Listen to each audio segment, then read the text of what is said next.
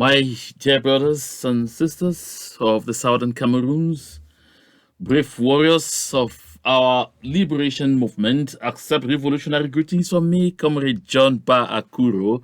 Today is Friday, the 17th of September, the year 2021. My people, I come here today to share with all and sundry and my dear brave warriors on ground zero to give you a pat on the back for continually braving all kinds of situations, braving all the odds to stand firm and stand strong, to continue promoting our movement, our peaceful movement towards achieving total, unmitigated, and untainted independence.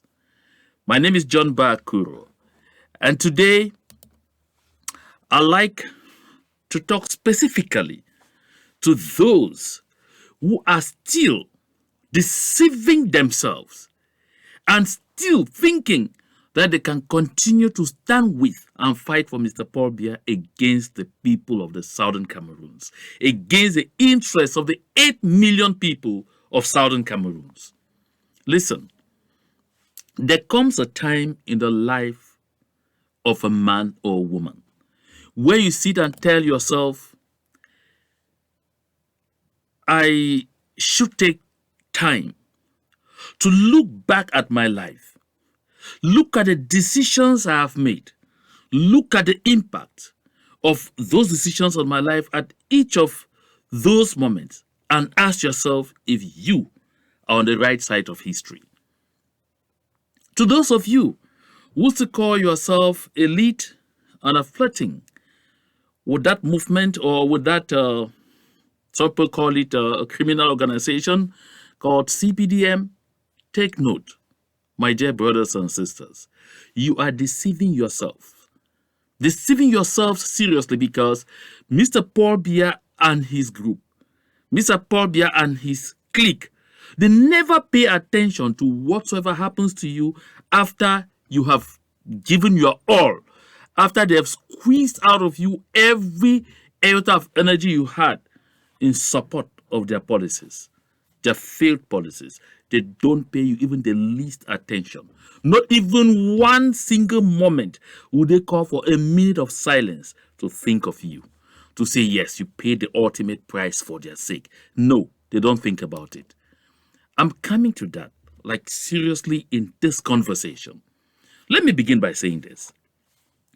It is Otto von Clausewitz who says, and take note, Otto von Clausewitz is a celebrated name in international relations, particularly when it comes to thoughts or studies on geopolitics and geostrategies.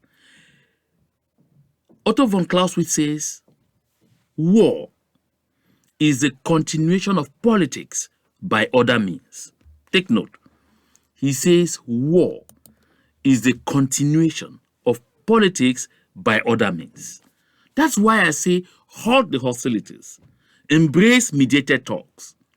Why? Because what Otto von Clausewitz simply says here is that it always begins with politics.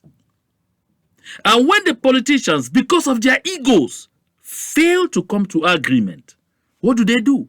They now bring in innocent young men and women to begin destroying themselves. And at the end of the day, when they've destroyed themselves to madness level, these same greedy politicians come back to the table. That is where it will end. So it begins with politics, goes through madness, ends with politics. Let me put this in context with respect to the situation in the Southern Cameroons. Look, my people, you all recall that for the entire second half, from November 2016, the government of La République du Cameroon engaged in some kind of dialogue with the leaders of the consortium.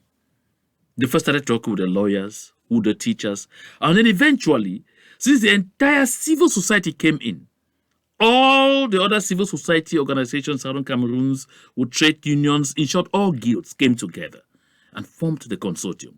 And this government continued to dialogue.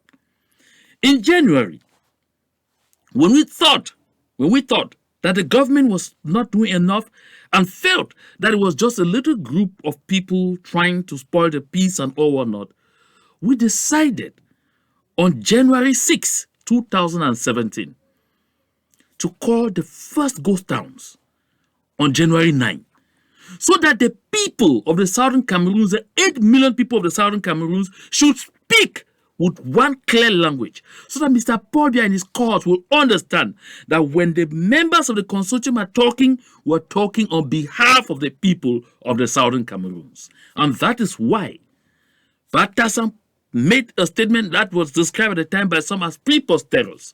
On that Thursday, January 6, he said, by Monday, we will know who controls our land, the southern Cameroons, whether it will be us or La Republique. And on that Monday, the people spoke. On Monday, January 9, all of southern Cameroons was shut down. There were no Amba boys, there were no sticks, there was nothing. The people voluntarily closed their shops, every place was dead. This was a way of communicating to La Republique that the consortium representatives talking with them were plenipotentiaries. In diplomatic circles or international relations, we talk plenipotentiary means that people empowered to talk on behalf of a people and take decisions. That was the purpose of the ghost towns of Monday, January 9, 2017. Did La République du Cameroon understand this language? Well, they pretended they did, because we had other meetings. But on Friday, the 12th of January, there was a famous meeting upstation in Bamenda between the consortium, but who were in more represented by Patasan was in there with Dr. Fontem Neba, and then the other representatives of the various teachers' trade unions were there in serious negotiations with 6 ministers from La République du Cameroon. Everyone will remember that meeting. That during that meeting, I was in communication with Patasan and others who were inside because I was in Yaoundé. After we held the meeting on the 6th, and had a ghost town, and I went back to Yaoundé. I was in Yaoundé, but doing the communications.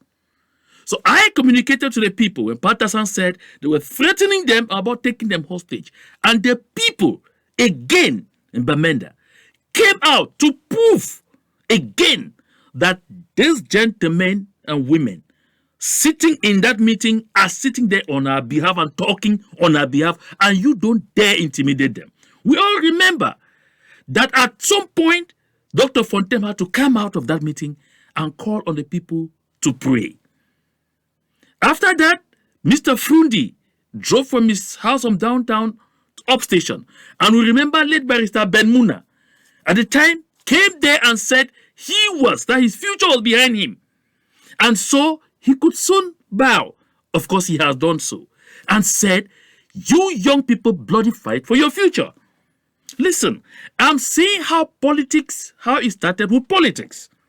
And how politics eventually failed to resolve the issue. And then it was moved to people who don't even know exactly what is happening to come in and begin neutralizing themselves. And so on that 12th, that Friday, it was decided in the circles of the consortium that we're going to have a meeting over the weekend. And the purpose of that meeting was to try and call off the movement for a while, suspend, and give the government some time to do the things they were promising to do, to see how sincere they were going to be. But they didn't trust us. And so when they left from that meeting, they attempted to kill Patasan. There was an attempt on Patasan's life that night, breaking Saturday 13. And it ended up with the death of a bike rider who came in, who swooped in to protect Patasan. That is when the consortium said, no, this is not how it's going to be. You can't be talking with us and at the same time laying ambush on us. And so called a meeting on the 13th, Saturday 13th, at the Presbyterian Church Center in Bamenda. And that meeting was foiled because the population was already angry, mad, and tense. That meeting was foiled. But that meeting ended up on the phones. And we agreed to court again ghost towns on Tuesday 16 and Wednesday 17 of January in protest of what had happened in preparation for the next meetings. Meetings again were scheduled. But on that Wednesday, the 17th, the government of La République du Cameroon decided to go rogue and said enough of those discussions. Politics would declare politics has failed. And what did they do? They went ahead to ban the consortium, ban the SCNC, and outlawed all of us. And then, of course, we all know they picked up Bala and Fontaine in Biya, and there was a manhunt for all of us. That is how I even find myself where I am today. That is how Patassa and the others find themselves where they are today. That's how everybody found themselves where they are. My people. It is at that point that politics failed. They suppressed the internet, and Mr. Biya was deceived to think that just by taking that measure, they were going to cut the head. But they didn't know. They didn't count on everything. Because I was alone in an area where there was internet, I prepared the letter on behalf of the consortium that appointed Mark and Ivor, interim leaders of the consortium, abroad. And their efforts failed. And that is how the efforts continue to fail. Because even when they decided to send scouts into southern Cameroon, they didn't think of people like No Pity coming from nowhere to do what they did yesterday. And now, what is the crux of this discussion? Let me spare us the history. The crux of this discussion is that, look at what happened yesterday. In a normal country, 15 healthy young men, 15. Among them, someone who left school just last year and got married this year, they expired. 15. No statement from nowhere. Have you heard Mr. Biya or even his minister come out, or even the Minister of Communication come out to say they were feeling bad about what happened, or just to say a word to the families of those concerned? Nothing. 15. That is exactly what will happen to you. And none of them will care about you. My people of the southern Cameroons. Before I move on, take note. I come back to Akumaka, and this will be for just 30 seconds, because this communication's got to end in 5 minutes or 7 minutes maximum. Listen. This is the last call. Today is 17. Like I said, on the 20th, we are wrapping up this phase of collections to make sure Akumaka is a reality. And then you just sit back and watch. Don't decide to sit back and watch without contributing, so you come and ask me later on that, why didn't it happen? If it doesn't happen, maybe because you did not contribute. Do your part and wait for me and the people whom I'm working to do our part to make Akumaka a reality on October 1. On or before October 1. Let me heave a laugh. My people, it is Michelle Obama, former First Lady of the United States of America, who says, don't ever underestimate the importance you can have, because history has shown us that courage can be contagious and hope can take on a life of its own. When I say give us a hand of fellowship in this Akumaka project, it's not a farce. Don't tell yourself that, oh, if I don't contribute, others will. You don't underestimate what that act of yours will do. Don't underestimate what that participation of yours will do. And don't underestimate how much courage it will give to those who are involved in this project to push on. Fire on, my people. And now, I observed this young man talking on social media. I so like what he talked. I said it was a message from Zimbabwe. I'd like you to listen again, briefly. And then you will now put that thought by Otto von Clausewitz that I mentioned in context. That this is senseless. It is time to go to the negotiation table. La République du Cameroon, if you wanted to measure force, you have seen that two rams cannot drink from the same bucket and at the same time. Why? Because of lock horns. La République du Cameroon, Southern Cameroon has come of age. Sit down, let's have a talk and end this senseless, struggle. Watch. Message goes directly to the Cameroon military, particularly those working in the northwest and southwest regions of Cameroon. Before you carry your gun every morning to go on mission, ask yourself these questions. Do I have a wife? Do I have children? Do I have a family? Do I have siblings? Do I have younger ones who look up to me? And then the next question should be this: if I die, what happens to them? Okay, let me tell you this. If you die, your family mourns. Your wife is in agony. Your children, their future is shattered. Yes, there are people who rely on you. There are people who look up to you. If you die, their lives are ruined. The third question should be this: what am I fighting for? Why am I fighting?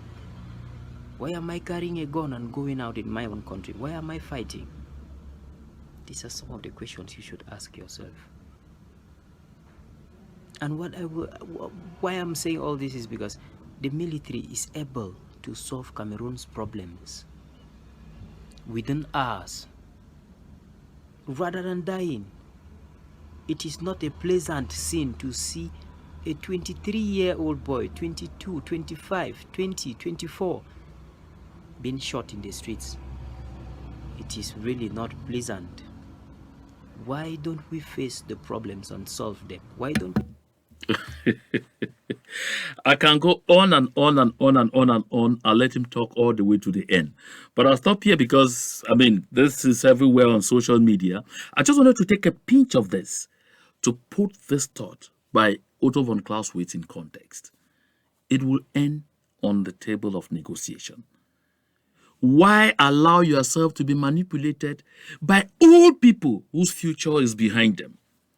My dear people of the Southern Cameroons, I just wanted to make this brief, to introduce this little thought, to let us just take a look at what happened yesterday. Yesterday at Sabga Hill, with no pity. Listen, has anyone, look at all the major newspapers from La République du Cameroun, they didn't even say a word about those 15 gentlemen. Look at the national media. Not a word about those 15 gentlemen. Who are those feeling the pinch now? Just like he said, the families. Understand there is mourning everywhere in the Republic du Cameroon. There's consternation among the family members. But the government is quiet. It's silent. Why should you allow yourself to be crushed for such a people who don't even care about you? Because your life doesn't matter to them.